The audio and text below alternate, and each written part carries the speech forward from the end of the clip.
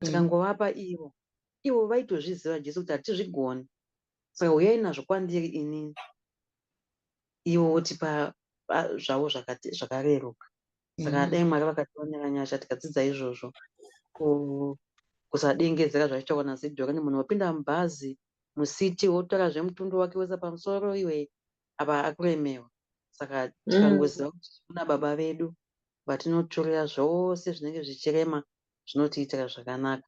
Ndosaka waizonzwa Paul achitaura zvakanzi ndinoti farai, ndopamidza zvekuti farai. Vaitozviziva kuti munhu anenge akangoshungurudzika nekuda kwematambudziko, kurwarirwa, kufirwa, kudini, kushaya zvikwanisiro, zvese izvozvo. Asi tikangozvikanda kuna ivo muridzi wedu, tinoona zvinhu zvakangotirerukira. Saka tisachengete zvatisingagoni kugadzirisa.